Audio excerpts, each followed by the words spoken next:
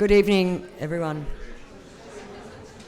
Good evening, everyone. Welcome to the Foreign Correspondents Club of Thailand. I'm Gwen Robinson, past president and board member and editor-at-large of Nikkei Asia.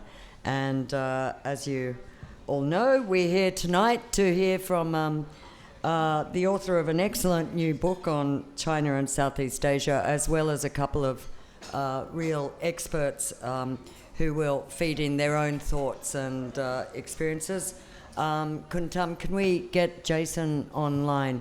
So just to remind, on the screen here we have Jason Tower, the Myanmar country director of the US Institute of Peace, and the author actually of a series of reports on Chinese origin crime groups in Southeast Asia and China's influence, particularly on Myanmar.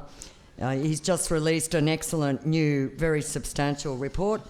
Just a plug for you there, Jason, that's available free on the USIP website. I really recommend it if you're interested in China's involvement in organised crime and scam centres in the region. Just on my far right is the man of the evening, Dr. Enze Han, author of The Ripple Effect and Associate Professor of the Department of Politics and Public Administration, University of Hong Kong.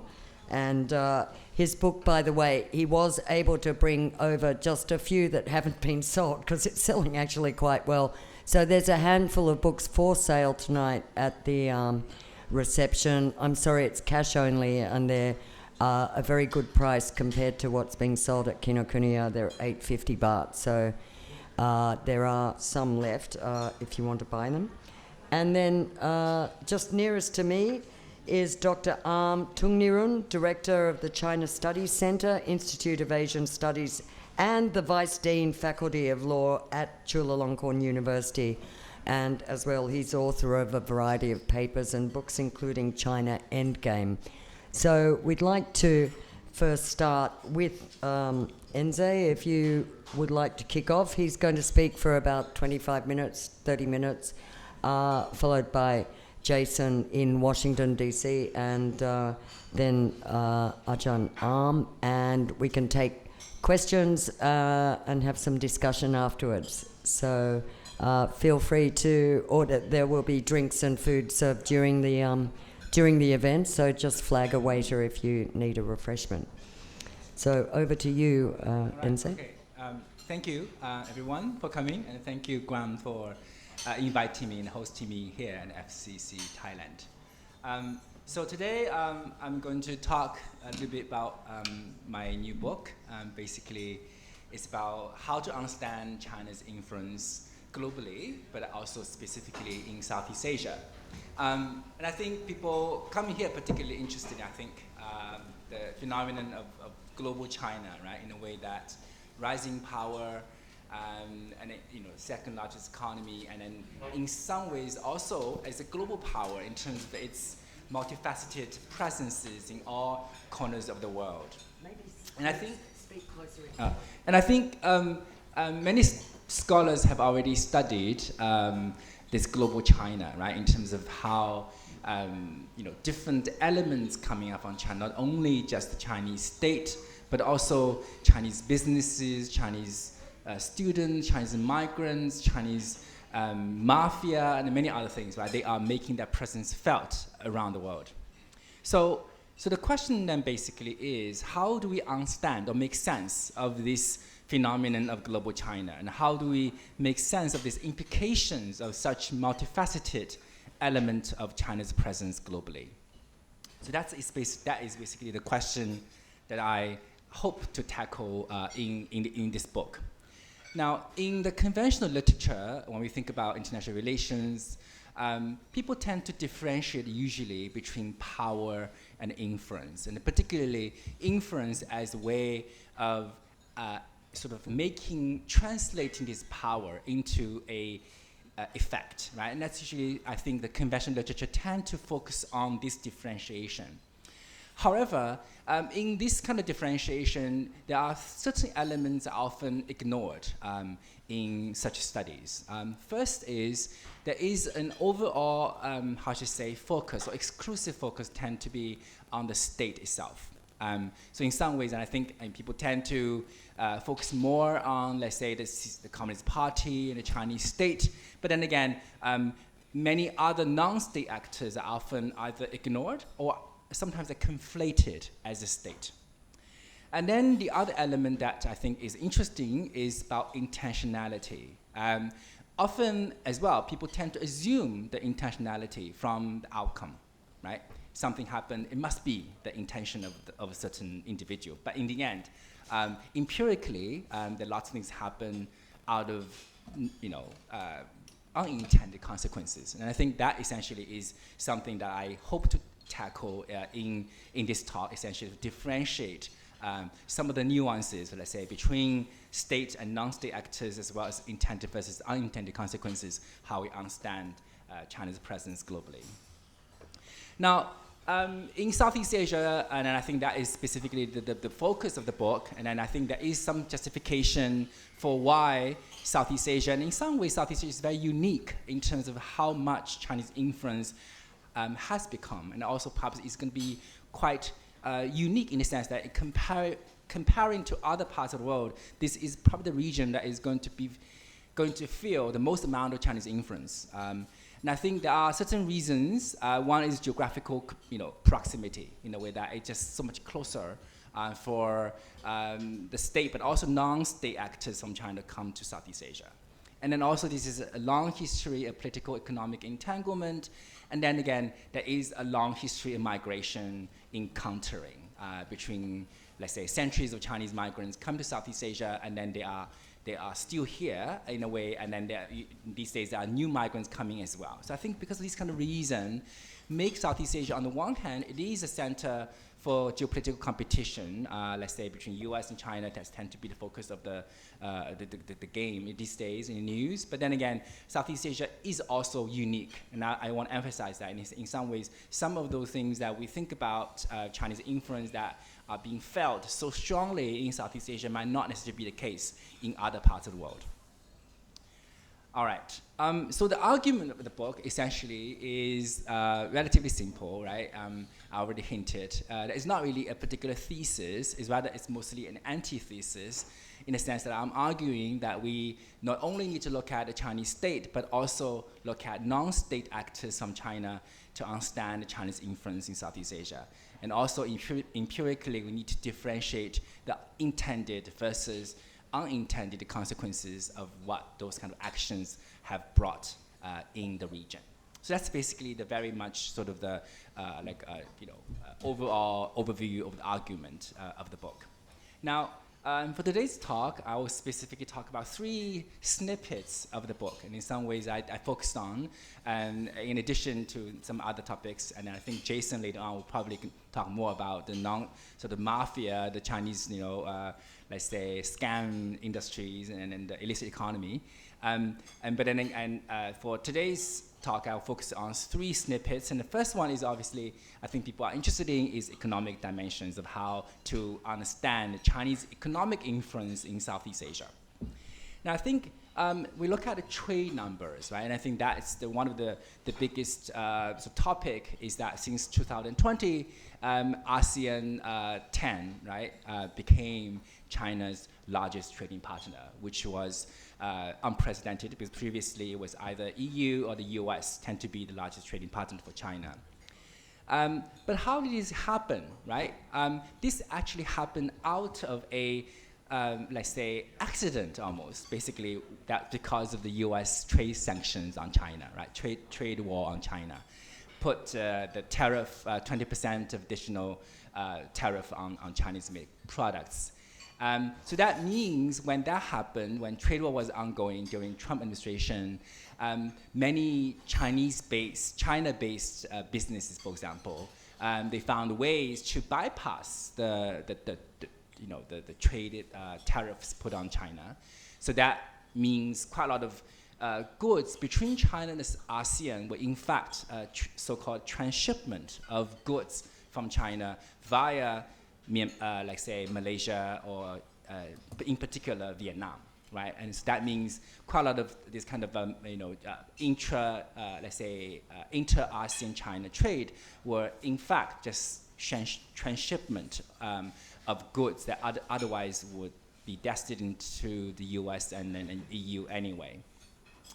And additionally, the sanctions on Chinese agricultural products from Xinjiang also had an effect, right? So Xinjiang, for example, produce more than half of the global cotton, right? And then similarly for tomato, I think more than a third of global tomato is produced in Xinjiang. So many agricultural products actually from China, particularly for Xinjiang region, as a result of the let's say sanctions on Xinjiang-related agricultural products, they were also transshipped via Southeast Asia and then mixed together with something else and then be produced to be repackaged and then shipped to other parts of the world. So I think these two elements, in some ways, they are not necessarily the biggest component of the trade story between China and Southeast Asia, but they are one of the reasons that things happened during the 2020 that year is because of the geopolitical tensions between US and China that unintendedly led to the increase of trade volumes between China and Southeast Asia. Then we look at, let's say, investment now. Investment, and I think overall we can differentiate between the state and non-state money, right? So I think much of the focus tend to be on the state, and then that's where the Belt and Road Initiative tend to be, right? The BRI, people tend to basically talk about Chinese investment around the world tend to be sort of framed as part of BRI. But BRI, in some ways, is a very specific thing. And it's usually just state SOEs, state-owned enterprises, and in specific sectors, usually in infrastructure, and then so then that means basically if you are specifically qualified as BRI, and then they tend to be in those areas, like say railway, highway, ports, airports, those kind of things, right? Infrastructure projects, then they tend to be BRI. And everything else, actually, even if they claim they might be, in reality, they might not be. Then, if you think about Southeast Asia, then the state capital has very heavily focused on those areas, right? We are familiar these days in terms of some of those landmark projects, such as the China-Lao Railway that has already been completed and in operation, right, since 2021. And then also transboundary, transborder passenger trains also started in operation last year, since April. And I think, and then the step forward obviously would be what's going to happen in Thailand and also what's going to happen in Malaysia, right? And then obviously depends on different estimates. Perhaps the Thai section might be completed by 2028, and the Malaysian one might be 2027. But what's interesting in terms of how this high-speed rail project will mean for Southeast Asia, and I think barring the political connotations of it, and it is definitely the landmark project that never happened before, right? It have this kind of transboundary railway project that occurred in Southeast Asia. There is also, particularly for Laos, right? Previously never had any railway, and then nowadays have a relatively high-speed railway for more than 200 kilometers per hour, right? And operate in very smooth kind of standard, Chinese standard, right? Kind of way. So this is in some ways revolutionary in a way, right? Particularly for Laos, transform the concept of distance and geography and space and time for how people understand the country's relations of each other. Additionally, it's going to be standard setting for future, let's say, connectivity, right? When later on, let's say, the ones connected with Thailand and India extended further south to Malaysia. So I think these areas, definitely the Chinese state has a very clear goal of basically making this project as a way for further integration, right, between China and Southeast Asia, and then, let's say, promote, say, more trade and movement, people, and etc. But then again, if we move beyond the state, and then there are lots of things happening, they are actually quite interesting, quite innovative in terms of how Chinese private capital has gone a different way of making themselves known, right? So this is really referring to a phenomenon I think people have been talking about in a way, is basically this many, let's say, private Chinese capital are increasingly going abroad, and then they are also increasingly try to be known as non-Chinese. So what does that mean? That means that they want to separate that domestic businesses from the overseas operation, right? In case there are certain geopolitical implications. So the strategy is to go to Singapore. That has become the first port of call, right? The big companies from China basically will go to Singapore and register as a Singaporean multinational corporation, who will operate that international businesses, right? And that has been the case for TikTok, right? The mother company ByteDance, but then separate its domestic and international operation, and then headquartered in Singapore. Similarly, for many other domestic e-commerce like giants like Alibaba, also acquired like Lazada in Singapore. Shopee, which is also the largest online e-commerce company based in Singapore, has substantial amount of Chinese investment. So this kind of phenomenon has been going on, and in Southeast Asia, in some ways that we see these days, the growth of e-commerce and logistics, even though they might on paper say they claim they're Singaporean, but behind them, there might be Chinese money, right? So that has been the dominant trend, and I think some, and this is basically the many domestic Chinese companies, sometimes they deliberately try to hide their Chinese identity, right? They often register overseas and then even use branding of names might not necessarily sound Chinese names, and then that has become the strategy.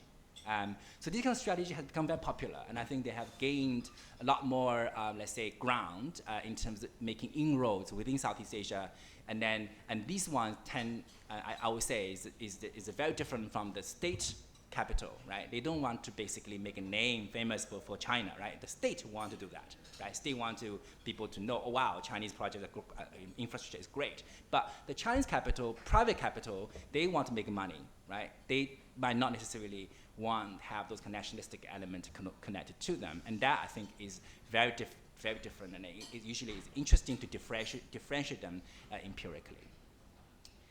Now let's move on to politics, and I think one of the questions people have talked about is what does it mean for China as the communist and the largest authoritarian state, and it means for other authoritarian states around the world, but in particular in Southeast Asia. The reality is most of the mainland Southeast Asian countries are in fact quite authoritarian. So if you look at Southeast Asia, the ones are more democratic tend to be the maritime ones, right? And pretty much everybody on the mainland, which means geographically closer to China, tend to be authoritarian. So we might assume there might be a geographical distance kind of effect. Closer to China, then you become more authoritarian. But in reality, how can we understand these kind of modes of influence, right? Is that a specific story of whether the authoritarian tendencies of a particular country is because of China's influence, or is something else? So we look at, so in the book I did talk about 3 broad cases, and then it's Myanmar, Cambodia, and then also Thailand. So in Myanmar case, I think that's the easiest one, right? And there is very strong evidence to say that the PRC's support for the military, and as well as even before for the Suu Kyi's government as well, in a way that there is this kind of the PRC's backing for the incumbent government in Myanmar for its authoritarian tendencies, right? In a way that the Myanmar state, whenever it needs some kind of international legitimacy or backing on certain issues, and the PRC usually is very willing to lend the support. So I think people are very familiar with, and I will not go into much detail. But in terms of like, when we go to the Cambodian case, then it's become much less clear, right?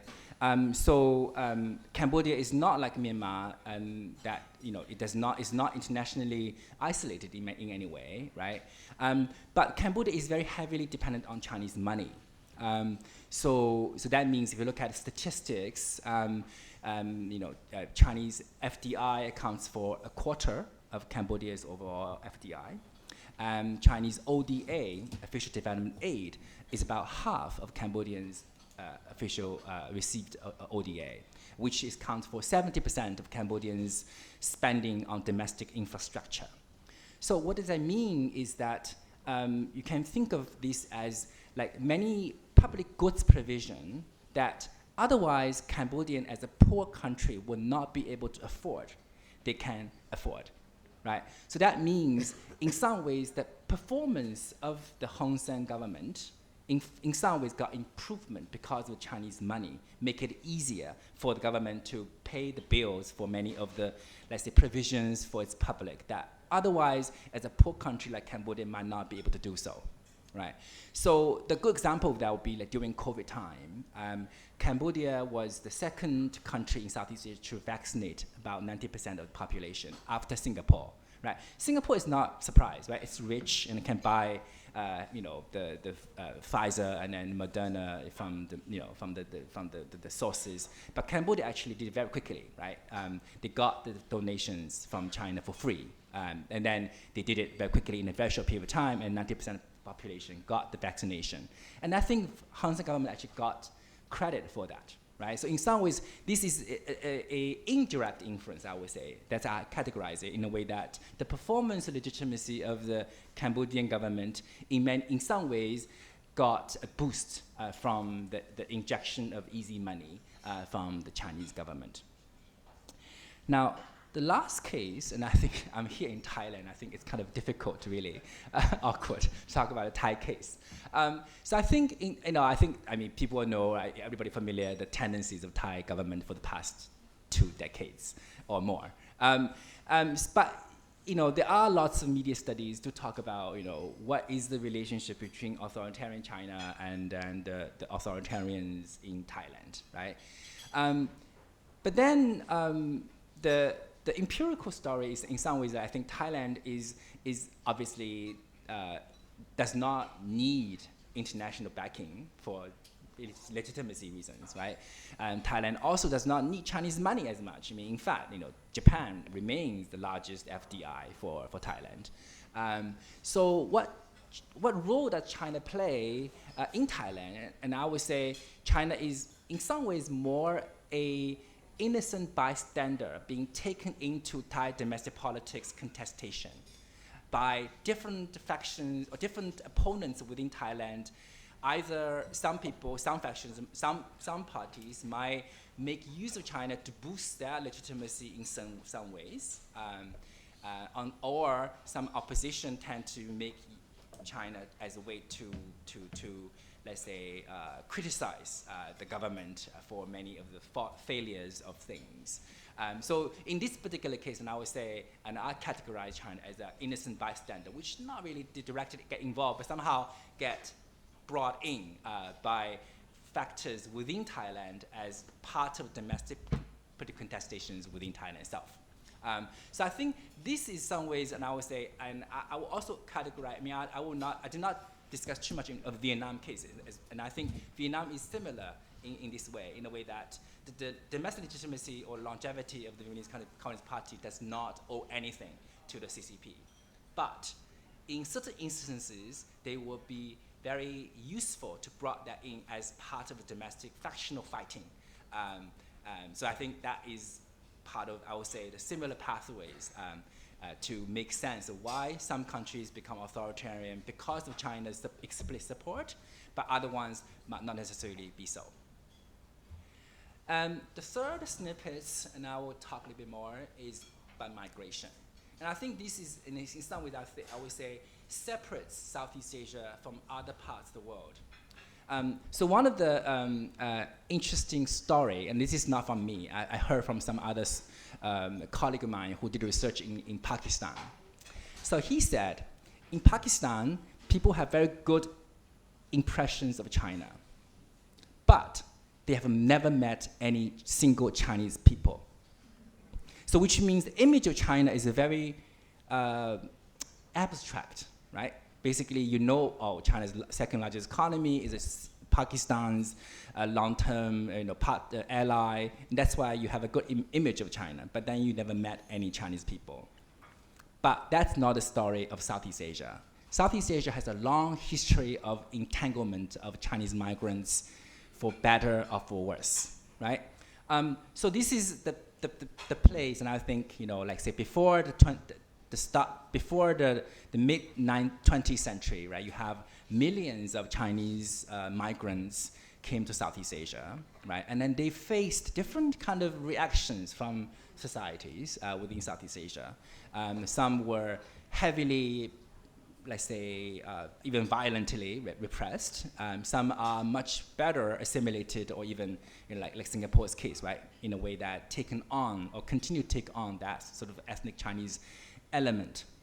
So that means different countries in Southeast Asia all had their own history of encountering with the Chinese, and with different set of memories of how these Chinese, how that stereotype of Chinese people tend to be, right? And then these kind of stereotypes remain within those countries. If you talk to a Thai person, they will tell you they understand the Chinese people are the ones who are, stingy, they are money-oriented. There are different sort of kind of stereotypes remain, as part of the societal norms.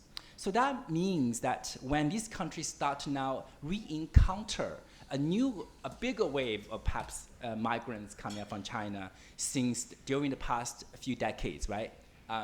Then we're talking about, let's say, tourists, talking about people come to Southeast Asia for investment. They open up restaurants everywhere.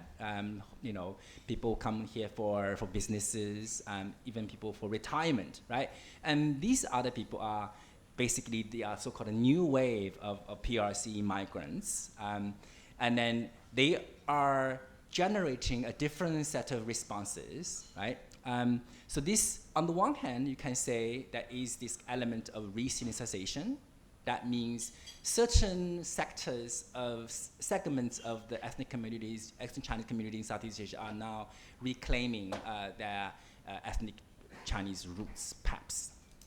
But this re-sinicization also involves lots of cultural contestation, because this re-sinicization involves different elements of Chinese-ness and then its meaning. So the reality is that the historical migrants from China tend to be from specifically two provinces of China, in the southern provinces of Guangdong and Fujian.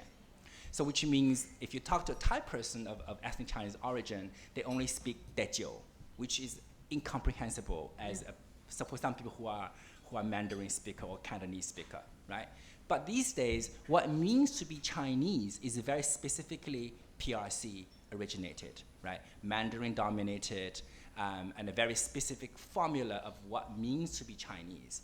And so these, in some ways, would generate contestations of the meaning to be Chinese within Southeast Asia.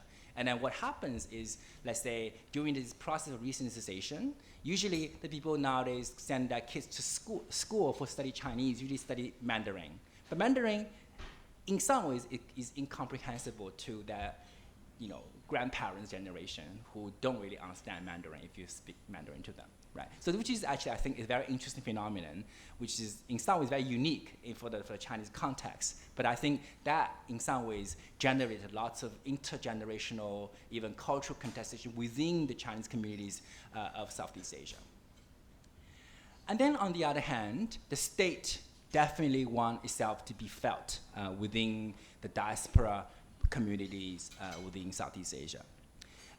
So since 2017, 18, Xi Jinping talked about the China dream, right? Rejuvenation of the Chinese nation. So when he made his comment about rejuvenation of the Chinese nation, he also talked about the role that overseas Chinese should play to help China to regain its historical glory. Right? So in that story, overseas Chinese is actually a very big component to it. So that means the state has invested a lot of money to either reconnect or further connect the relationship the state has with variety of overseas Chinese communities in Southeast Asia. So in that particular case, you have the United Front with its projects of injecting, let's say, Chinese cultural influence within the overseas Chinese community to generate, let's say, pro-PRC narratives, or generate this kind of long-distance, nationalism, right, to be proud of China, of its culture and historical civilization, etc. So in this particular process, and I think during the past decade, there are very strong evidence of Chinese state playing a role in this element. In particular, is that among the Southeast Asia-based Chinese language media in particular. So that means that newspapers based in Thailand that, many years ago was originally originated Chinese newspaper, but these days they might already been acquired by Chinese capital, right? So the Chinese media companies now, they are going to Southeast Asia to acquire many of those financially difficult overseas Chinese newspapers. They have very limited amount of circulation because people are, dying, aging away, right? And then these kind of newspapers these days are generating very much pro-PRC images in Chinese language media within Southeast Asia. So interesting story is that 2 years ago, there was a Pew survey around 20 countries in the world about image of China during COVID time. Of these, the only country that has a positive view of China, about 56% of population says positive view of China, is Singapore. So the Singapore government actually was very puzzled and also a little bit worried of what is to be happening in Singapore at the time, that almost 60% of the population has a very positive view of the PRC. And I think later on, and then now if you trace back over some of the causal mechanisms, right? The story was about how Chinese language media in Singapore have a very different reporting of China in comparison with the English media. So which means if you read 联合早报, your image of China is very different compared to if you read Channel News of Asia, because they report very different things about China. So that means that in Singapore's case, you have very large Chinese readership, right? They read Chinese newspapers, and so that image of China is not necessarily the evil or the negative sort of kind of image that English newspaper or Western newspaper tend to be focused on. So that is one reason I think later on Singapore government actually did some disciplinary action towards 联合早报, and I think that is related.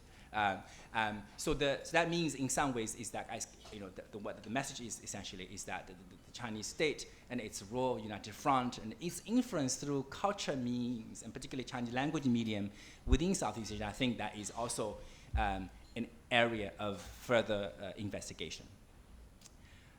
So I'll conclude, right? Essentially, this book today, I basically talked about 3 snippets of the book. The argument is very simple, right? Essentially, we need to look at not only the state, but also moving beyond the state, look at many of the non-state actors, and also to look at some of those things are really intended by the state versus many other things are, in fact, unintended consequences of China's presence. So the outline of the book is here, and then in addition to the 3 stories I talked about, I also talked about Chinese consumption. 1.4 billion people consume things, and that means a lot of implications downstream. And also illicit play economy. I focus on the casinos and the scammers and etc. And also there's one on the culture, etc. So I will stop here, and I'll be very happy to just talk to other. Talk to Jason. In particular, Jason, I have to say thank you because this book was a COVID book.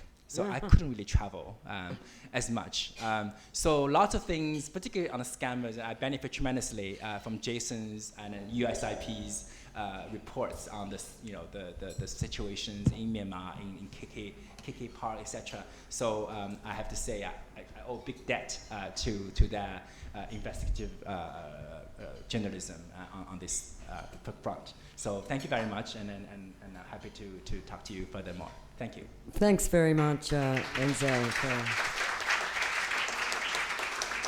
for a really excellent rundown. That was such a broad brush tour of all things China and Southeast Asia, and you raised a lot of interesting themes and points, which I'm sure we're going to come back to shortly. But first, we'll drill down and narrow in a little more with Jason sitting there in Washington. So, Jason, over to you. Thanks, Gwen, and thanks for the invitation to be on the panel. Just wanted to begin by congratulating Enze on the publication of the book. I had the opportunity to give it a read over the past couple of days, and I think it does a great job of unpacking a broad range of different PRC actors, from private sector actors to state-owned enterprises to illicit actors to different Chinese government agencies, and I would say a range of different forms of influences that these various actors have kind of across the region. So I strongly recommend the book to everyone out there. I wanted to take the opportunity to drill in a little bit more on particularly some of the issues at play at the nexus of the relationships between especially the illicit economic actors, or what I would refer to as the Chinese origin crime groups that are increasingly growing in influence across Southeast Asia, along with some of the different Chinese state actors. And I think that there's been some pretty significant shifts in terms of the nature of the relationship between Chinese crime groups and different Chinese state actors, particularly the Chinese police and Chinese courts over the past couple of years. I guess if I go back and look over the last couple of years at some of the ways in which Chinese transnational criminal organizations worked to build close ties with Chinese state actors, particularly Chinese state-owned enterprises, with the United Front of the Chinese Communist Party, and then also with different quasi-governmental agencies, including with planning bodies, think tanks under planning bodies, and the like. You see where that, throughout most of the 2010s, one of the key strategies that illicit Chinese criminal groups would use as they moved into Southeast Asia as a hub for their activities, and these are largely illicit online casino activities. I would characterize that as the main focus of a lot of the Chinese crime groups, from the 2010s until around 2020, when you started to see a pretty significant shift in the focus of activities of these different groups. But what their main strategy was to try to co-opt a full range of state and party elites as part of a strategy both of protection, legitimization, and normalization of their activities. And from some of the cases that I've looked at and written on with colleagues at USIP previously, I mean the example of what happened around some of the Chinese investments in, or illicit capital network investments in, the Thai-Myanmar borderlands in particular, I think illustrates this trend. So starting from late 2016, you saw Chinese criminal actors that had been involved in illicit online gambling in Cambodia and in the Philippines become very deeply involved in building large-scale casino cities on the Thai-Myanmar borderlands. But doing so, interestingly, in collaboration with a full range of Chinese state actors. This includes Chinese state-owned enterprises like MCC, which received over a $300 million contract to build some of the infrastructure for what is now one of the most notorious forced labor scam hubs in Southeast Asia, the Shuikoko Yatai New City project. In that same project, you also saw the involvement of the key think tank of China's National Reform and Development Commission, that being the China Center for International Economic Exchanges, which was actually hired by the criminal organization behind that whole project to do a design for the project as part of the BRI. And interestingly, at the same exact moment that Yatai IHG was involved with that think tank, with the CCIEE, in doing that planning exercise for the Yatai Shuikoko New City project as part of the BRI.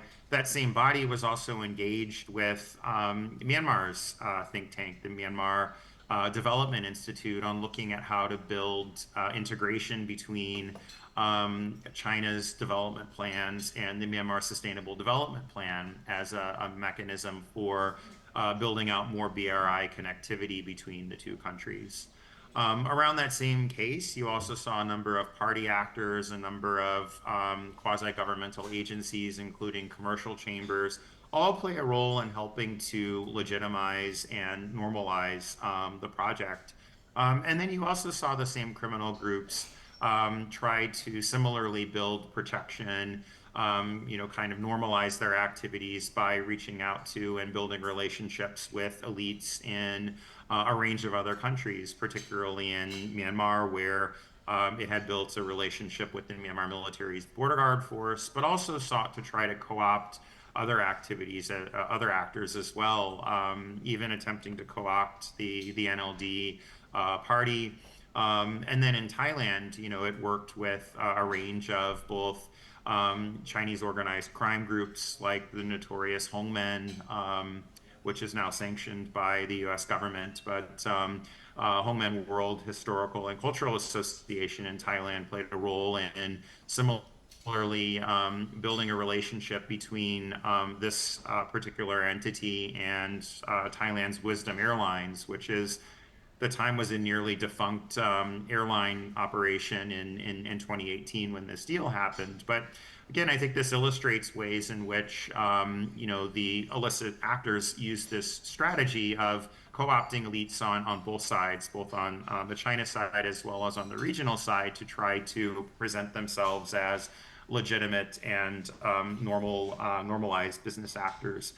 Of course, this failed in the case of the Shuikoko Yatai New City project. I think what's interesting here is the fact that simply the reason it failed was that they weren't able to fully co-opt the Myanmar government. The NLD government actually was quite hostile to this project and pushed back in a very public way against the moves by these criminal groups to paint the project as part of the Belt and Road Initiative. And while China did so perhaps somewhat begrudgingly because of the reputational impacts that this ultimately led to, after the NLD raised this issue several times, finally in August of 2020, China disassociated itself with this project. And you saw something of a very rapid shift in China's behavior towards those criminal actors who had been involved in this, moving from, there being quite a number of Chinese state-owned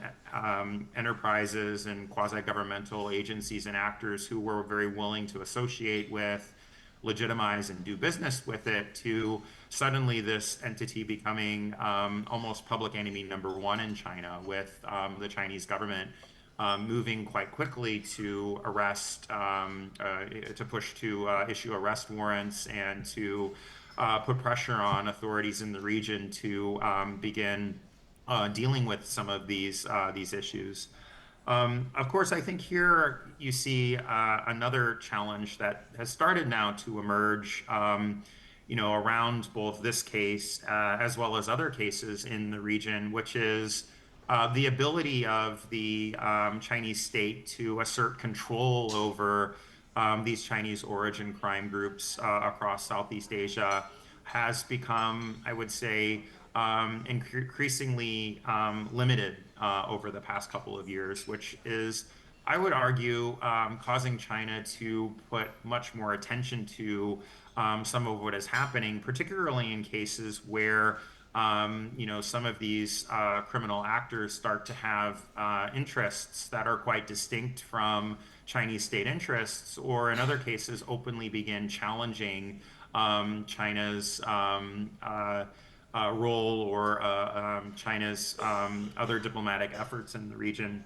I think, again, this case of the Shuikoko Yatai New City project in Zhejiang is also quite interesting because this is an individual who was actively for years trying to co-opt the Chinese state, trying to show, the closeness of his relationships with different PRC actors and entities.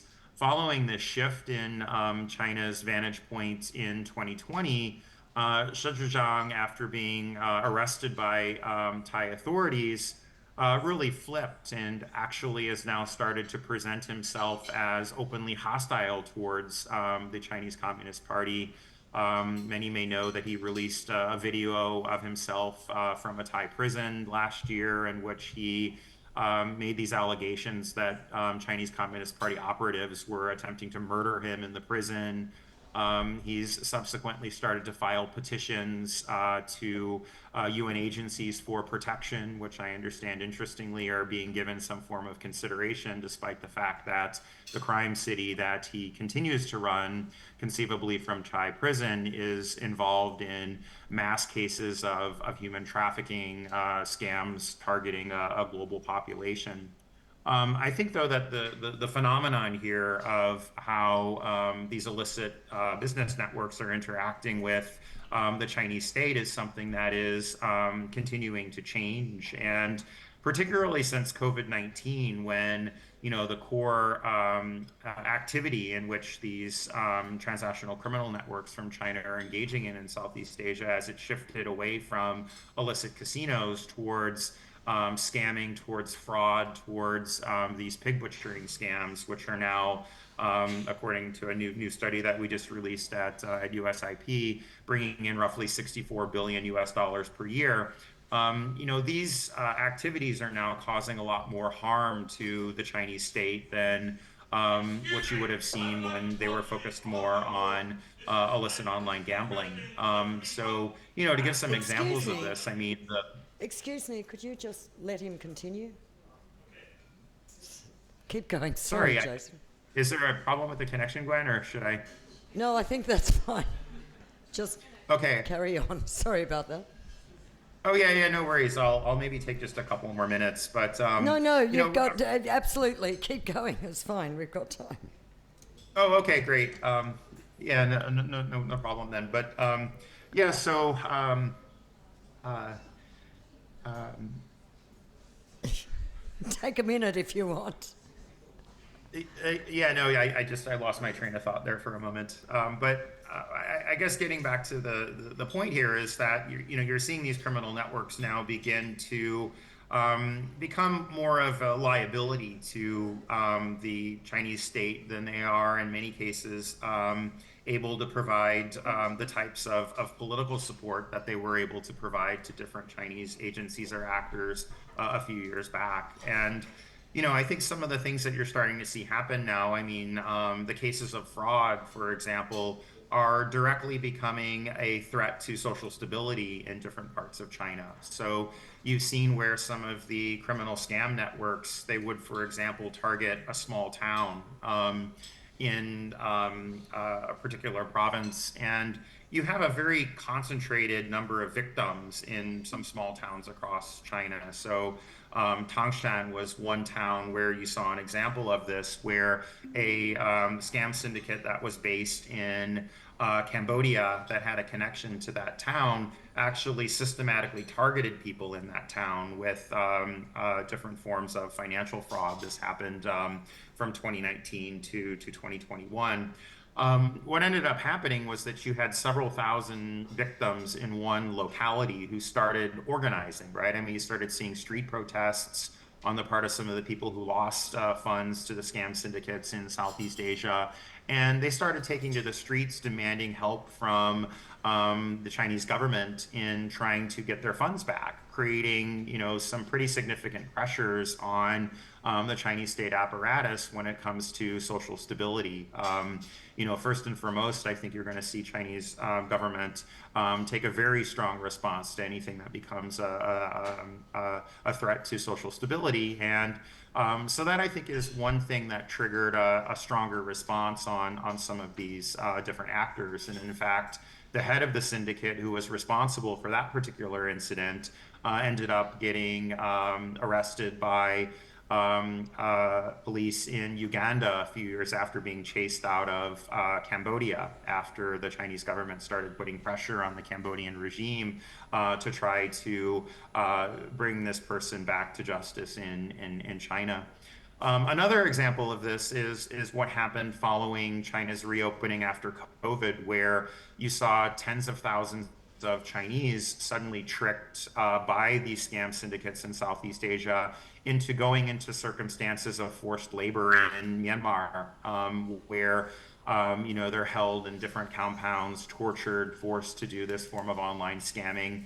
And similarly, you saw many complaints being filed across China by families whose relatives had gone missing or who had been otherwise trafficked or brought into these scam syndicates and could no longer be reached, or who had contacted or somehow managed to get a message out to family members that they were being tortured or being subjected to different forms of harm in Myanmar.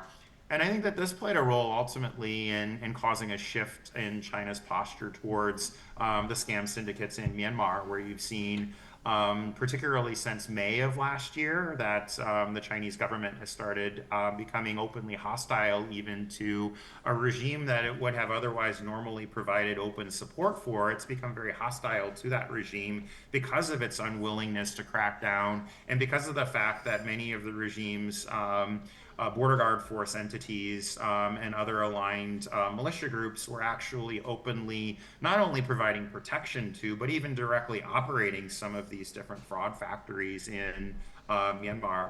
And so, you, I guess, in that sense, have started to see very open fissures emerge between Myanmar and China around some of these issues related to transnational crime. I think here it's also kind of interesting to compare different cases across the region and to compare the way in which China is dealing with this issue of the scam syndicates with different countries in the region. So there's similarly a major problem with this in both Laos and in Cambodia, where you do have many elites in those two countries openly involved with these scam groups, providing protection, working with them, normalizing them, presenting them as normal businesses. And in these cases, there's pressure certainly that's coming from China to crack down. But often what you'll see happen is that the Cambodian state will align much, much more closely politically with the Chinese side on a full range of issues, even, kind of helping China within the ASEAN venue more broadly in advancing Chinese political interests in exchange for relieving some of that pressure that China may be placing on elites in those countries to crack down on the criminal actors. If you flip back to the case of Myanmar, though, I think an interesting distinction here is that there's actually very limited value that Myanmar can provide to China politically when it comes to a lot of different Chinese political agendas in the region. And the reason for this is that the Myanmar military does not really have full legitimacy within ASEAN. It's not going to be as effective as, say, Cambodia is going to be in terms of advancing a Chinese interest with respect to something like the South China Seas, or with respect to China's views on Taiwan, or with respect to human rights issues. So there's much less utility that Myanmar can provide, or that the Myanmar military can provide on these issues in comparison with some of the other states. So in this regard, it's not an easy mechanism for the SAC, Myanmar Military Junta, to relieve that pressure by trying to align more closely with China politically. It can come to 100% alignment with the Chinese side, and that's going to add much less value to China. Where it can add value, though, is by being a testing ground for China to crack down on this criminal activity. And so I think that that's one reason why you're seeing Myanmar as the test case, where Chinese police are issuing arrest warrants for representatives of the Myanmar military's border guard force, where you're seeing China put pressure on the military, leading to very senior officials within the Myanmar military being taken down for corruption because of their involvement in a lot of the scamming activity. And where you're also seeing, I think, China be the most openly involved in repatriating nationals, supporting efforts by ethnic armed organizations to take down, even militarily take down, some of the scam syndicates and the militia groups that are protecting them, like happened in the case of Kokong on the China border. So I think that this shows one of the ways in which these relationships are shifting, where you're starting to see China become less willing to allow elites in the region to provide protection or to build close relationships with some of these crime groups. It also means that countries like Cambodia might be taking on higher levels of risk vis-a-vis their relationship with the PRC if they're harboring crime groups that the PRC might have hostility towards. And I think here, in the case of Cambodia, the Prince Group, which was recently profiled by RFA for its involvement in criminality, one of the things that we discovered recently looking at and doing some research in Chinese court cases is that there actually are now a full range of Chinese courts that are starting to look very closely at this entity, the Prince Group, which happens to be one of the most powerful business entities in Cambodia. So, I think that this opens up kind of a new direction in terms of what some of these relationships may look like, and you're starting to see a shift in some of the status quo in terms of potentially it becoming more difficult for some of these criminal actors to play this kind of game where they build relationships with elites in Southeast Asia, relationships with different elements of the Chinese state, and then ultimately try to normalize their activity through these forms of strategies. I think maybe on that note, having talked a little bit about some of the details of illicit actors and their relationships with the state, that I'll go ahead and stop here, but happy to pick up some of these issues more in the discussion or to talk about other elements of, kind of China's growing involvement in the Myanmar issue, because I think that's also another thing that we're starting to see shifting in terms of the types of roles that China is taking on as a mediator, and a very coercive mediator at that, vis-a-vis the ongoing conflict in Myanmar. I think we've seen very recently over the past couple of months that China is getting involved in ways that it really hasn't in other contexts, in terms of using the leverage that it has with warring parties in Myanmar to try to facilitate talks and to get different parties to protect some of its economic interests as well as its geostrategic interests in the country. Right. Jason, thank you very much for that. And because you brought it up, and because we're on this topic, and because we're all sitting in Bangkok, I'll just throw in one question, which actually any of the panelists, and Enze or you might have a view on it. You did a lot of forensic work on the Northeast, and you were so well positioned when it all exploded last year, but you'd picked up on border guard forces and the interrelationships of the Chinese criminal syndicates, etc. And then you picked up earlier this year on the move down southwards of some of the groups into the territories in Karen State, basically, I suppose, dominated by Shui Koko and KK Park and others, and you had suggested there were new movements from the northern groups. Just last week, we heard that the Thai telecoms regulator, which you must have seen, has ordered all ISPs in Thailand to cut off internet services to the scam centres inside Karen. And I believe that extends to electricity. Would any of you have a theory, or Ajahn, you might have read some of the Thai media coverage of it, but whether there is a China hand in that kind of decision? The Thais tried before, but it was never turned into an order at that high level, which I think means that ISPs and companies cannot ignore it. They have to do it. which would leave these big scam centres with no, no ISPs. They can use Starlink, but it gets very expensive, and also presumably they have to use generators for electricity. But I don't know, have you picked up on any of that? Yeah, I'm happy to say a few things if that's helpful. I don't know if the panelists in the room wanted to come in first or if... Well, what should we? Would either of you want to have a say on that? No. Okay, over to you, Jason. Okay, sure. Yeah, no, I mean, I think this is a very significant development. There had been previously some enforcement efforts. I mean, a move to try to cut electricity, which seems to have ultimately failed in the end. There had also been, I think, earlier discussions about, cutting off access to internet to Shui Koko and KK Park in particular. I understand what's significant about this particular directive is that it's meant to target really the use of telecommunications by criminal actors cross-border, all across Thailand's borders, right? So it's not meant to just only target Shui Koko and KK Park, which are only two of the 40 or so, scam centers that you now have along the Moy River.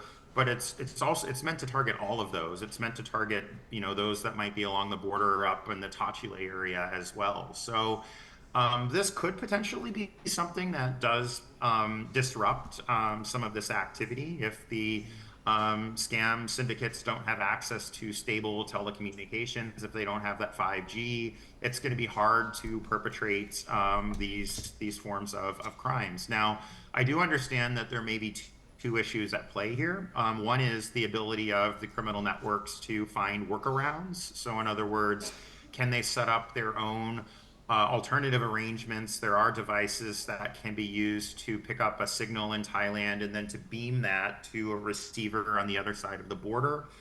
So there may be some workarounds. And of course, then what becomes important is the ability to monitor this, right? Can the regulatory authority adequately monitor the actions of the telecom companies? Can the telecom companies themselves be resilient enough in making sure that the criminal actors who may have been some of the most significant customers in the past are no longer going to be given access to Thai telecommunications? I mean, those are, I think, going to be pretty significant challenges given that the monitoring capacity for monitoring use of these things cross-border seems to be somewhat limited. So that enforcement capacity can be built up, then perhaps there would be a way to really disrupt a lot of this activity. Now, I guess in terms of China's role here, what I do find interesting is the timing of this, as well as the timing of the Border Guard Force's announcement of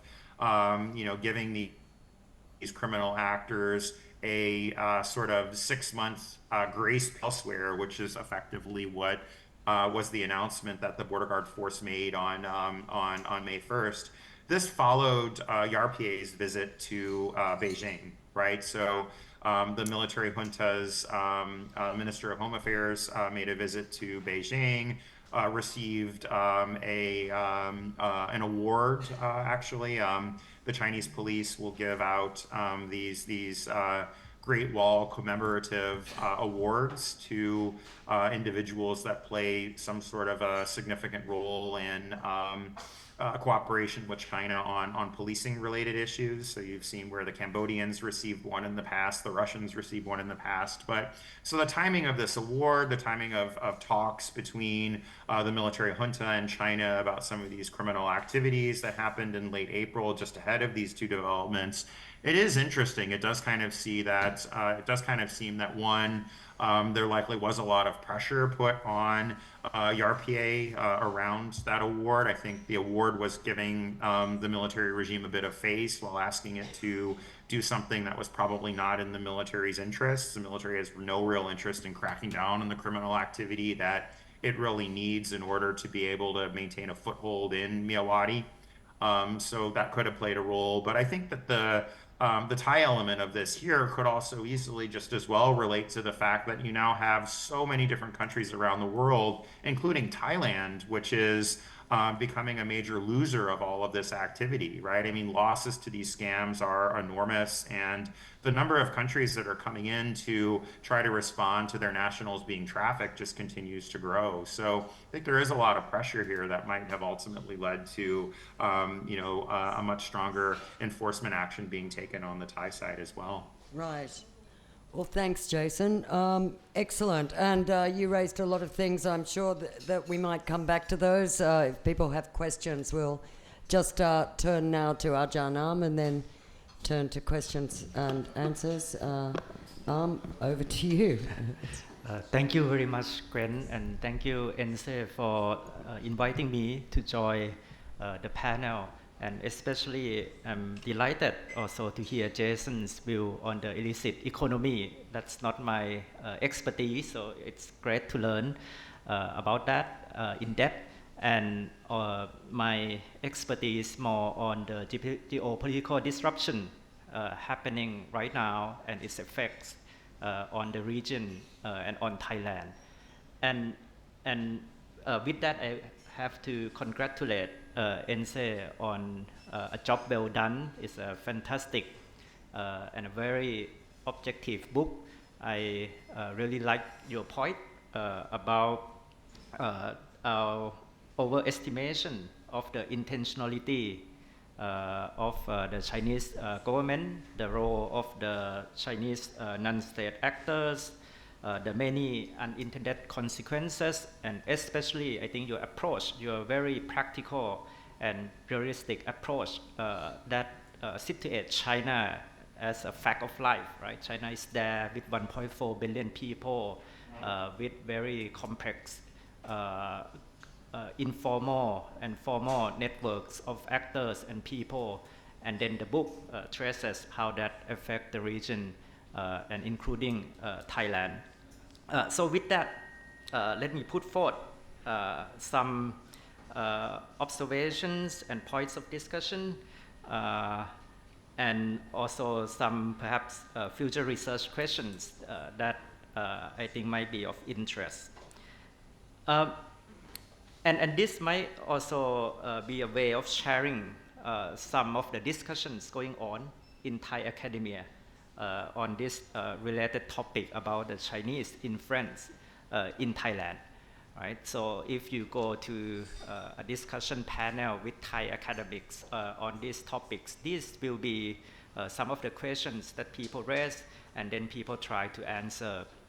So the first one is the comparison of the roles of Chinese capital, Chinese investment, Chinese influence, compared to the previous roles of American influence in the past, or Japanese influence. You mentioned and said that Japan is a big investor in Thailand, and actually when we follow Thai economic history, we learn that the peak of the Thai economy is during the period of the rise of Japanese investment in the region following the then US and Japan trade war and the Plaza Accord. And so if you go to Thai academic forum, many people raise this question. Is the Chinese investment now different from the Japanese in the past? And there would be people who say very different because in the past when Japan come to invest, they have built many supply chain with Thai local entrepreneurs, right? The investment of the Japanese car industry in the past has brought a whole chain of Thai local entrepreneurs supporting the Japanese supply chain. And that doesn't seem to happen with China right now because China comes with a factory that already built in China, but they just relocate to Bangkok with all the Chinese workers, with all the Chinese components. They buy all the Chinese components without any joint cooperation from the Thai entrepreneurs or from the Thai circles of industry. So that would be a critical view, right? But then we would hear a more supportive view also. For example, in many of the industry associations, some people who was involved with Japanese investment in the past mentioned that actually, if you look at the history of Japanese investment in the country, during the early period of Japanese investment, we see, a lot of all these Japanese companies without much involvement by the Thai local entrepreneurs. But as time goes by, right, it's cheaper, it's more cost efficient to use the Thai local products to build the Thai supply chains to encourage the Thai local and entrepreneurs to engage with the Japanese supply chain, and that comes naturally as time goes by, right? Well, it's still an open question, right? Whether that would happen with the Chinese investment, or whether the Chinese case is different because China has a lot of labor, a lot of cost-effective products, is a lot bigger than Japan in terms of overcapacity and in terms of market, right? So that would be one very big question going on around the Thai academic circle. The second question, and this is also related to the point you made in the book, Enze, is the difference between the old wave of immigrants in the past and the new wave of immigrants happening right now. Actually, I think the situation has shifted and has changed very rapidly in the past 5 years, especially post-COVID, and especially after the Chinese economic slowdown. Actually, I think the statistics is that from last year, China already surpassed Japan as the biggest investor in the country, and we see the number has grown very significantly just in the past 2 or 3 years. And we see a lot of new wave of Chinese immigrants, especially if you go to Chiang Mai. There's a lot of Chinese entrepreneurs, Chinese tech entrepreneurs, businessmen who just moved from China to work or to find opportunities in Thailand. Now, in your book, you mentioned, right, that it would be hard to connect the Chinese government with the old generation, the old wave of Chinese immigrants, and it would hard to pinpoint any connection between them. But I think for the new wave of immigrants, it might be quite different, right? And I think the perception within the local community towards the immigrants are also very different. You mentioned in the book, Enze, that in Thailand there's a significant case of assimilation, right, into the local community. So especially in Thailand, I think one of the things that we differ from other countries in Southeast Asia is that we do not have conflicts between Chinese ethnic minority and the Thai locals. Actually, it's a very successful case of assimilation. If you meet people in Bangkok, they are more or less have some connection with Chinese ethnicity, right? And so the old group of immigrants, we see them as Thais, right? We don't see them as outsiders, but it's different with the new group of immigrants. And I think for the new groups of immigrants, because they are new to the country, so when they come, they try to come with connection. They try to seek connection with the higher authority in Thailand. They try to see connection back to China who can help them. So they have some connection with trade associations, with the party, with the government. So I think it's very interesting, the difference between the two groups of the old and the new immigrants. The third question going around in Thai academic circle and have been addressed in your book also is the roles of the Chinese state in Thai politics or in influencing Thai politics. And you mentioned I think, which is, I think correctly, right, that actually it's not a direct influence or direct involvement, but they have been brought into Thai politics, actually from the Thai actors. And it's especially true, right? There's a discussion in Thailand that, before the 2006 coup, I still remember that I met with a Thai politician before the coup back then in 2006. And the politician told me at the time that it was impossible to think that it would be possible in this day and age for Thailand to have a coup, right? Because international community will not be able to accept the coup, we will be isolated, but then the coup happened, and not just one coup, but two coups. And so what's the difference? And I would argue, right, that one difference is the rise of China, right? And that we have another major friend that might not care much about this situation.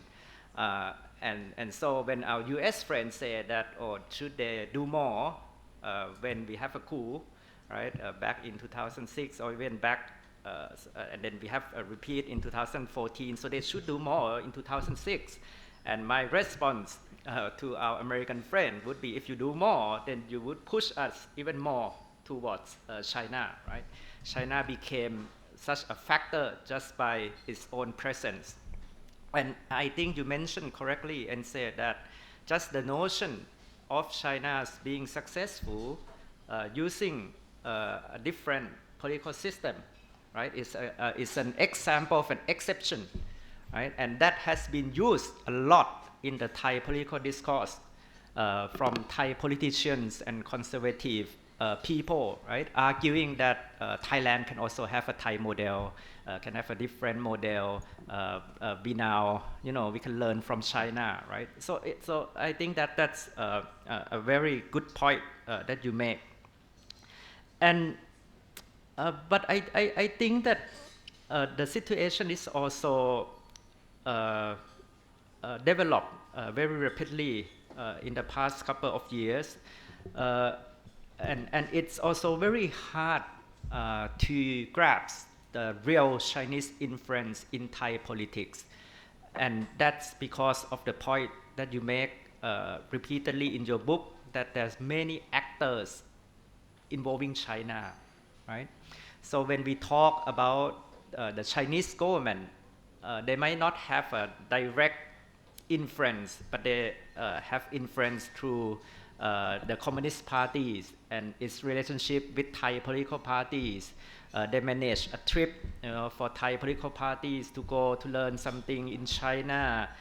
They have, build connections between the parties, the Communist Party and the Thai political parties, and then they say, well, it's not the Chinese government, right? Because it's the parties, or if not the parties, then perhaps the informal sectors, which might have the connection with the Chinese government or the Chinese Communist Party. But the situation is just more complex and nuanced. Then we can just say it's the Chinese government influence. Two future research questions that I think would be of interest. The first one, you just mentioned the effect of COVID, right? And actually, I can say that it has affected Chinese soft power in Thailand quite a lot. Pre-COVID, it seems that China is rising. People often argue about China as a successful model. Some might even want, China as a lesson that we can learn from. And pre-COVID, I have received a lot of interest from our students at Chulalongkorn University to ask me to write recommendations to study in China. to study in Hong Kong. Not so much with the Hong Kong incident, with after COVID pandemic, the number of interest in going to study to learn from China actually decreased, I think, quite significantly, especially during the 2-year lockdown in China, where it's hard for students to go to study in China, and so we have a gap of 2 years without any seniors that can tell their juniors about their experience in China or about studying in China, right? So interestingly, right, more interest in going to study in Taiwan, in other countries, and less interest in China. And it's very clear that post-COVID and with the Chinese economic slowdown and with the more conservative approach in Chinese politics that affect the Chinese soft power in Thailand, affects the interest of Chinese students going, of Thai students going to China, why that's very different pre-COVID. The second research questions that would be very much interesting is that now, and I think you mentioned this a little bit in the book, right, that now China becomes, or the geopolitical situation becomes a part in Thai politics, right? We see that the conservative forces in Thailand, they seem to be more aligned towards China, and then the progressive forces seem to be more aligned with the US, and it becomes more ideological contestation in that sense, right? And this is something that I would argue is new in Thailand, right? Because in the past, I don't think that foreign affairs or the contestation between big powers have a role to play in Thai politics or in identity politics in Thailand. But now it actually features very heavily in Thai politics. So I will end with two stories, two anecdotes. One of the lucky things for a researcher on China in Thailand is that you got a lot of call from American friends, Chinese friends, and foreign friends asking to learn about what the Chinese is doing in Thailand, right? And our Chinese friend would want to hear about all the benefits we receive from Chinese infrastructure investment, Chinese economic assistance, all the good things that China help Thailand with, and then they want us to help publicize and communicate to our American friends that actually China is a good thing to the country.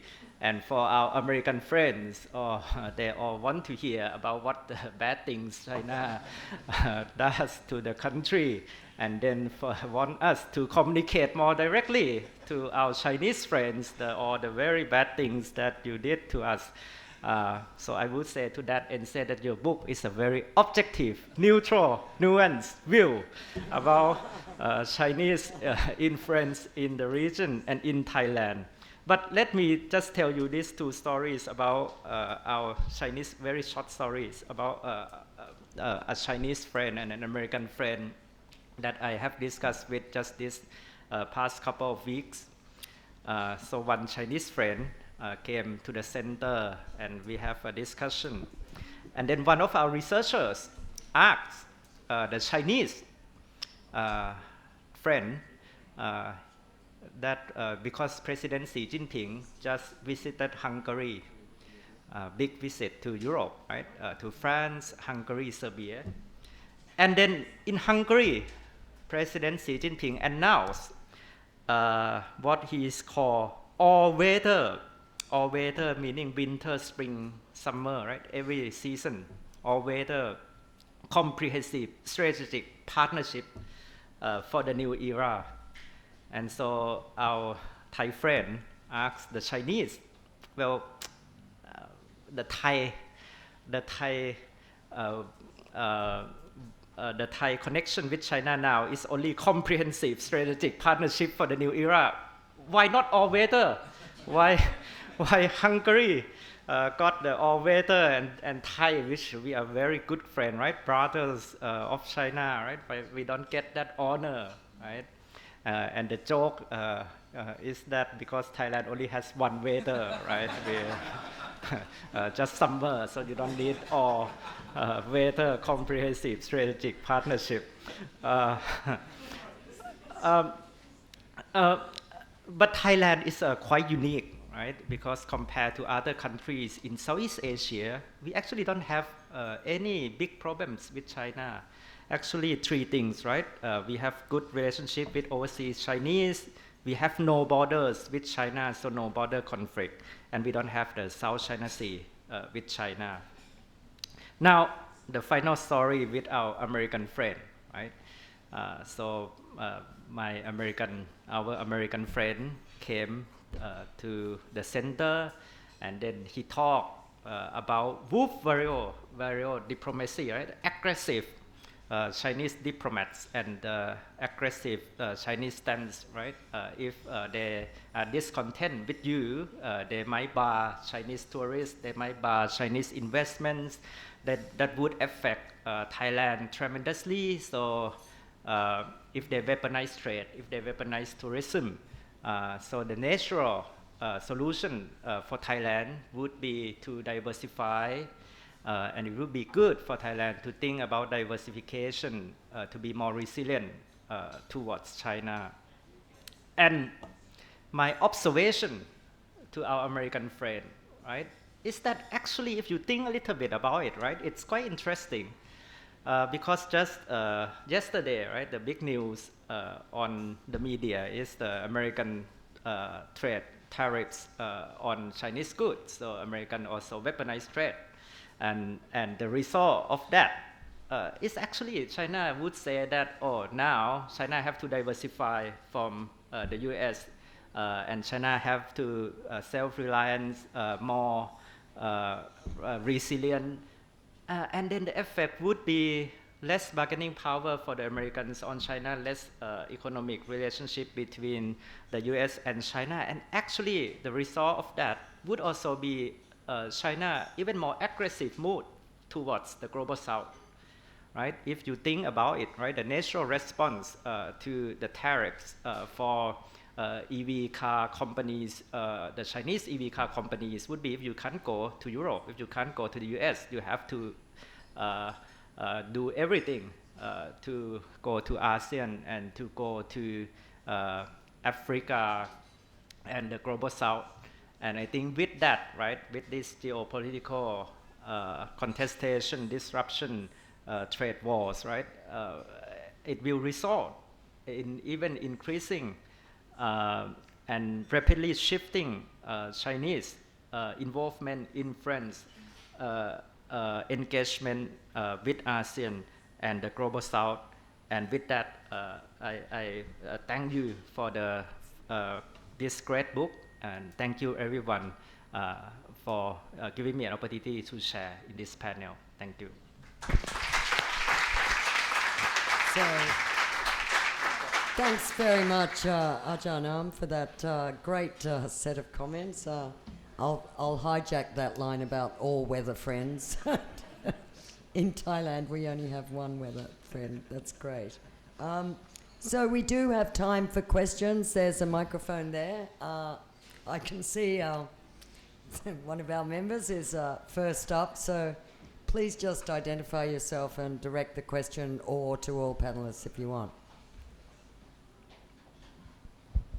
Hi, Marwan Mark of Nikkei Asia. This question is to Enze, that I'm seeing you for the first time. I mean, you painted broad brushstrokes of what the Chinese were doing. I'm just curious, in your book, because I haven't read it yet, whether you have looked at the competition that Beijing set among the provinces to invest in various countries. For instance, Yunnan was given the brief for Myanmar, and each province was given a particular brief to create this competition. And now with questions being raised about the future of BRI, is this sort of interprovincial contest being questioned, or is it being reimagined or reshaped? What's the discussion within the party and the provinces on this matter? Thank you. Okay.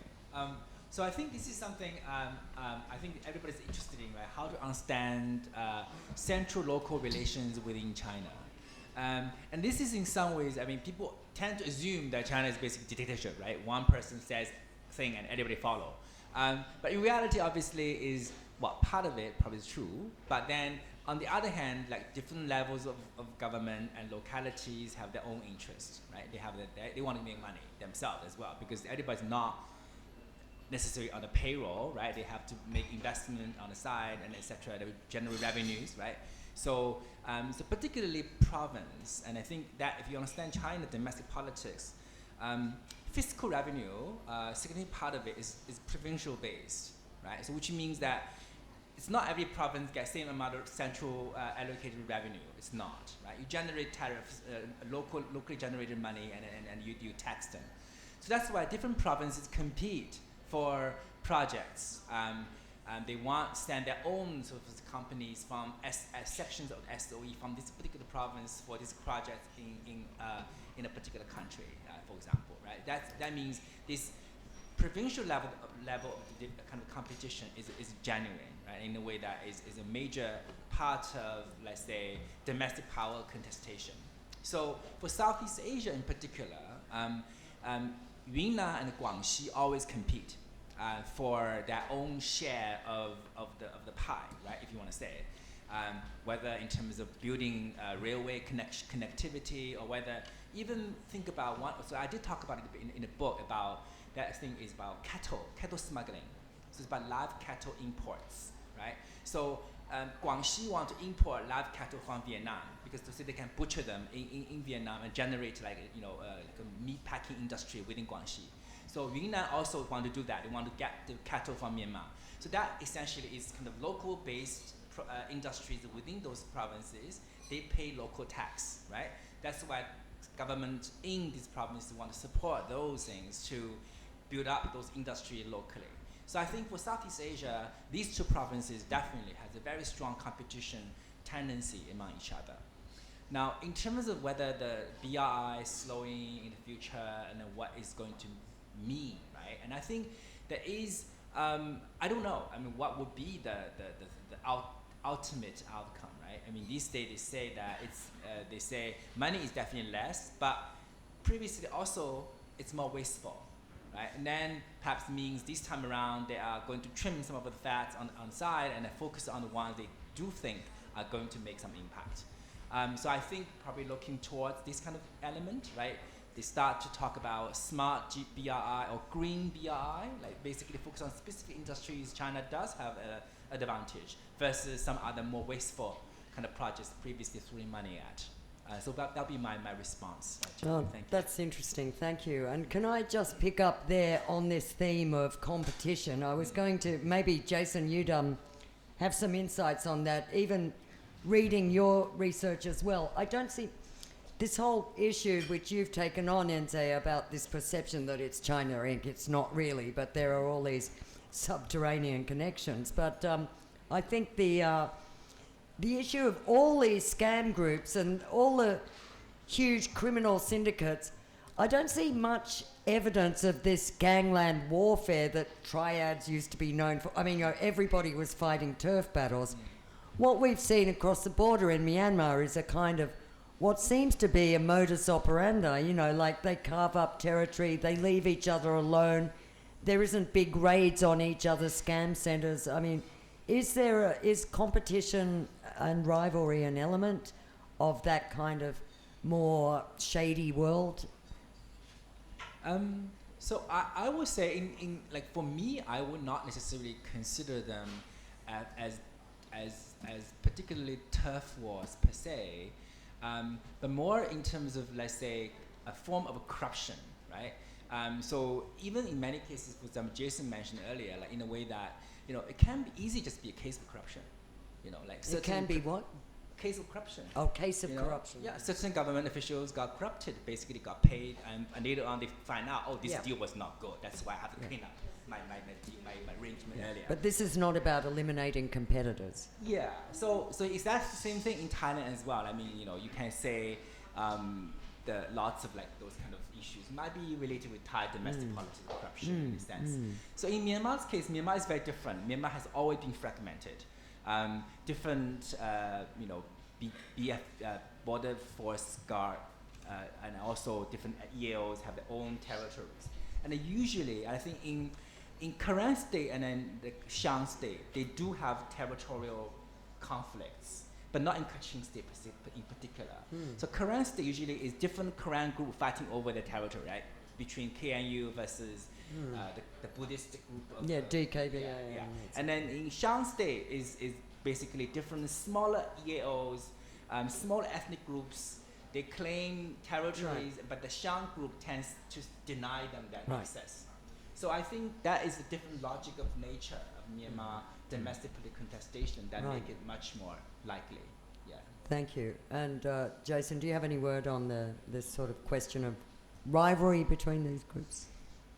Yeah, maybe I can come in on 2 points. I think that in addition to some of the provincial tensions and rivalries that you have, you also definitely do have tensions between, for example, different government actors in Yunnan province. So if you're a borderline government, say down in Lingshan province, you're going to have objectives that are set, economic objectives and targets that are set on a year-by-year basis, right? So for Lingshan, which is one of these frontline governments, they're dealing with a situation now where the war in Myanmar has more or less made trade impossible from Lingshan down to Lower Burma.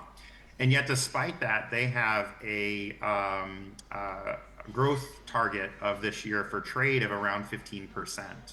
That's going to be really difficult for them to achieve. They set a target for bringing in investment, outside investment, that could be international, that could be from elsewhere in China, of 9%. Similarly, that's going to be very hard to get, provided that China's main focus on Myanmar is cracking down on scams and fraud, and provided that the situation in Myanmar continues to be as unstable as it is.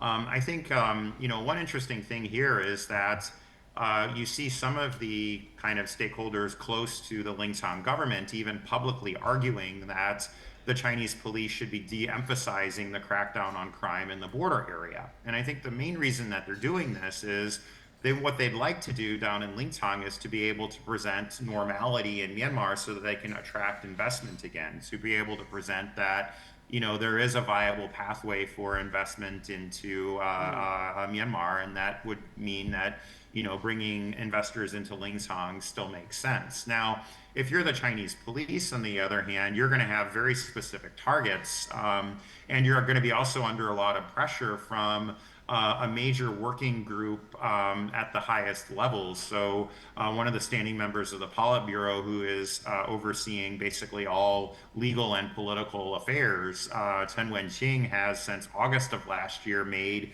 the campaign against the online scams and fraud a top priority for the party. This means that the police are going to have, kind of a lot of pressure to show that fraud is going down and that they're making cross-border arrests and so on. So there could be tensions then that emerge between, for example, a local government down in Lingshan and Chinese police, who may have different objectives and different targets in terms of what they want to achieve.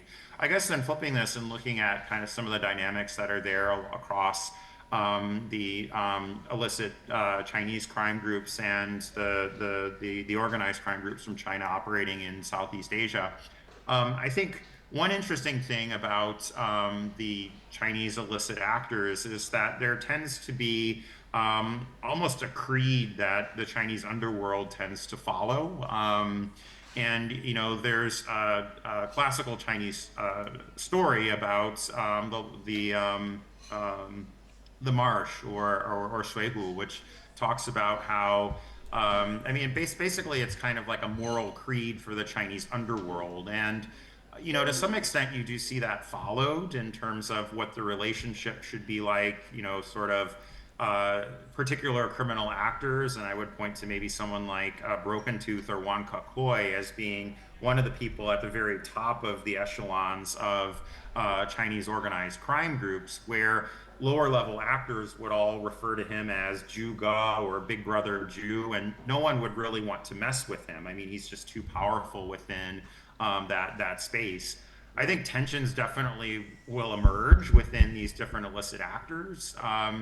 But one thing I think to keep in mind with the scam syndicates in Myanmar is that the main source of protection that they're looking to is coming from the different armed actors that they build relationships with. And so often what you'll see is that the same criminal groups are involved in a lot of these different enclaves. So if, for example, there's a crackdown on Kokang, as happened last year, those criminal groups can then very quickly pivot to the border guard force area in Karen State, or they can pivot to the DKBA territory to the south of that when the heat kind of rises on the border guard force. Right. Okay, Jason, I think we're running a little bit out of time, so if we could leave it there, because you've got to go at 8:45 as well, you said, so if that's all right. And just want to thank you. If you're exiting now, just wanted to thank you very much for your inputs.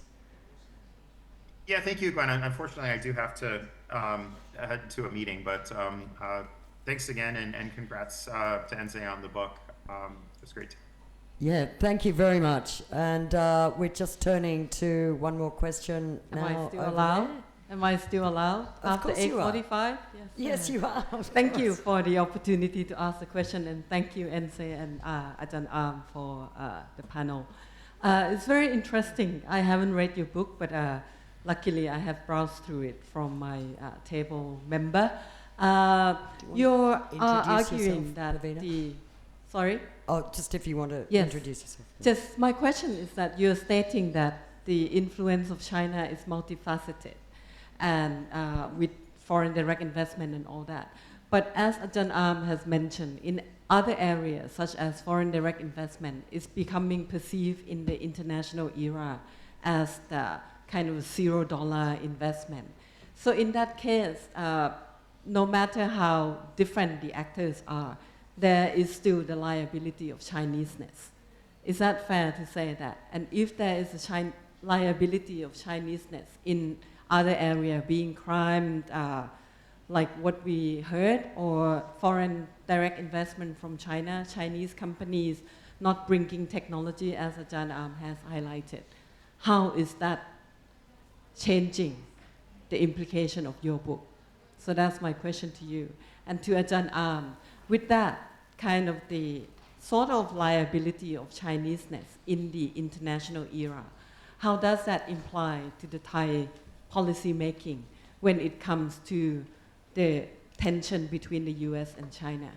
Because people are not looking at China as a multifaceted actor. Maybe they do, but the kind of the bottom line is not that different.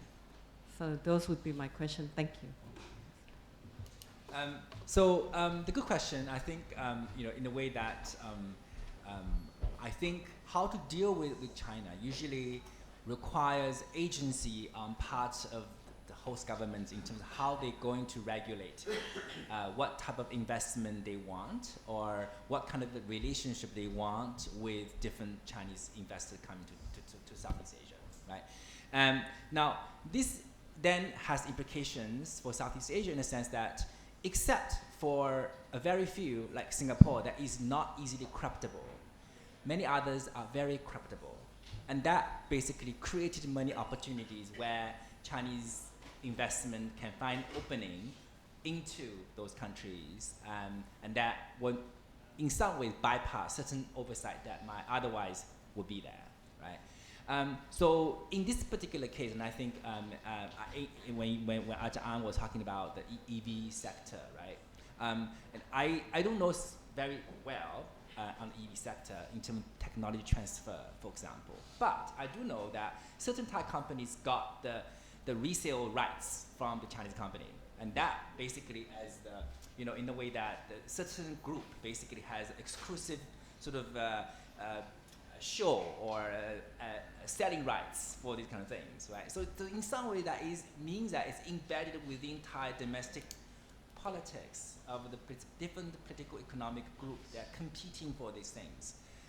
Some got it, some didn't get it, and then you have different kind of implications, right? So I think, so that's back to my earlier comment about what is unique about Chinese in Southeast Asia, in the sense that Chinese investment, and in comparison with Japanese or the Americans earlier, in the sense that Chinese investment tend to go via existing ethnic Chinese groups who are embedded within the countries in Southeast Asia.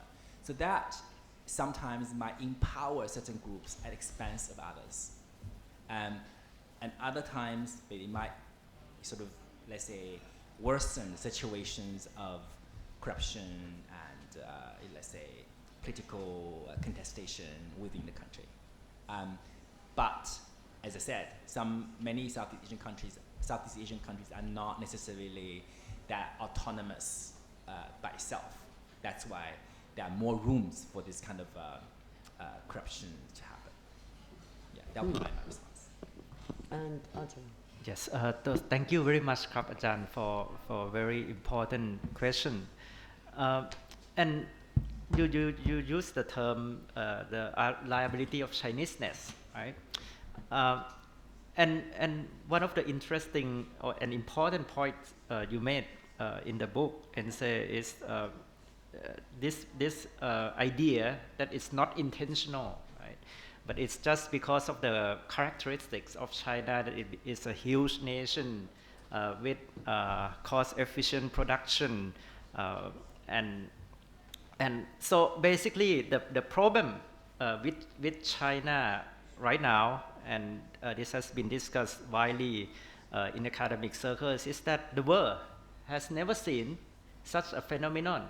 This 1.4 billion population country that has been industrialized, but with a state-led model, right? That can subsidize industries, and so and this poses big challenges to the world trade system, to our understanding of how to regulate trade, right? So actually many of you know that I'm also come from the Faculty of Law. So one of the answers to your question, Ajahn, would be our regulatory response. And I think that the many problems that Thailand and many neighboring ASEAN countries face regarding the challenges we face from China is the weakness in our own system, right? In our regulatory system, in our own enforcement of the law. We have competition law, but it has rarely been enforced. There's a lot of mechanisms that actually we can do. So I think that obviously the answer and the policy response would be on legal reform and how do we regulate these Chinese businesses, and also on the problems of legal enforcement in the country. But I also would like to highlight, right, that so it's not so much the intent problem of China, as well as the very unique characteristics of China that poses challenges to the current world trade system and also the investment in the region. Thank you very much, Ajahn. And I think on that note, just to say this video will be posted in the next couple of days, and I'm afraid all the books are sold out, but they are available at Kinokuniya, yes?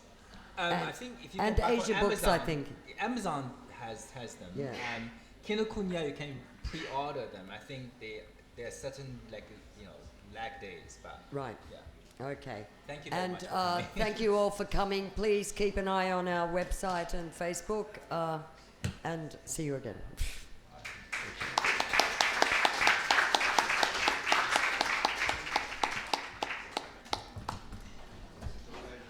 Thank you. you.